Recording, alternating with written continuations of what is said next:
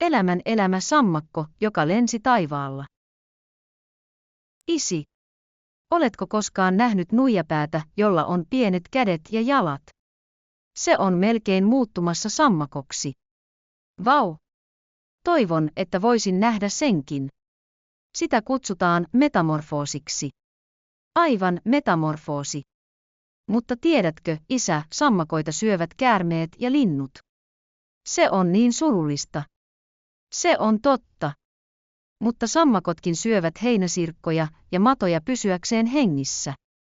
Se kaikki on osa elämän tekemiä sääntöjä. Elämän elämä. Mikä se on? Kerro minulle, isi. Ehkä sitten, kun olet vähän vanhempi, Shin. Ei. Haluan tietää nyt. Kerro please. Haluatko todella tietää? Kyllä. Haluan. No hyvä. Kuuntele tarkasti.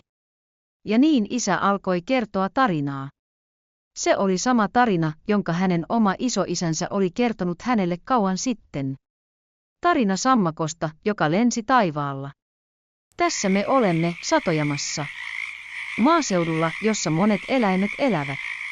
Täydenkuun yönä, kun riisi oli juuri istutettu. Sammakot aloittivat suuren kuoronsa. Gako, kako. Mennään kävelylle kuutamossa. Gako. Geko, geko.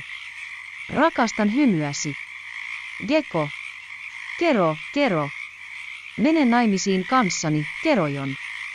Se oli sammakkojen suuri rakkauslaulukilpailu. Kuinka kauan se jatkuisi? Kesä kului ja syksy saapui riisipelloille. Pienestä nuijapäästä oli kasvanut vahva sammakko nimeltä Piontea.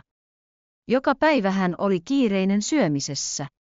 Tänään hän sai kiinni heinäsirkan, sirkan. Ja jopa hämähäkin. Mutta eräänä päivänä. Valtava käärme tuijotti häntä. Piontän keho jähmettyi pelosta. Se oli hengenvaarallinen hetki. Voi ei, tämä on loppuni. Minut syödään. Hän sulki silmänsä tiukasti ja odotti käärmeen hyökkäystä. Mutta yhtäkkiä. Läp. Voimakas tuuli puhalsi ja Piontea lensi ruohon sekaan. Hän katsoi hitaasti ylös taivaalle. Siellä se oli. Valtava lintu, joka lensi pois käärme kynsissään. Voa! Piontea huusi hämmästyksestä.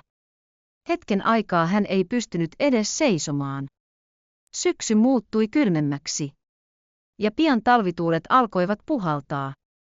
Hei, Piontea! On aika valmistautua talveen. Valmistautua? Mitä tarkoitat, isi? Me nukumme maan alla, kunnes kevät palaa. Sitä kutsutaan talvihorroksi. Piontalle se oli hänen ihan ensimmäinen talviunensa. Isi, minulla on kysymys. Mikä se on, Piontea? Sano vain. Piontea kertoi isälleen päivästä, jolloin hän melkein kuoli. Sitten hän kysyi. Tuleeko käärme oikeasti syömään minut jonain päivänä? Miksi minä edes synnyin? Kerro minulle, isi, please. Se on iso kysymys. Ehkä vähän liian vaikea sinulle vielä. Mutta haluan tietää. Kerro minulle nyt, isi.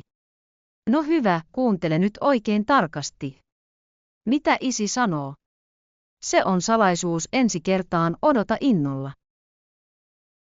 Hyvä on, kaikki, teille kaikille on annettu elämä ihmisinä. Ihmisiä ei syödä kuten sammakoita. Joten, miksi synnyimme? Ole hyvä ja jaa ajatuksesi kommenteissa.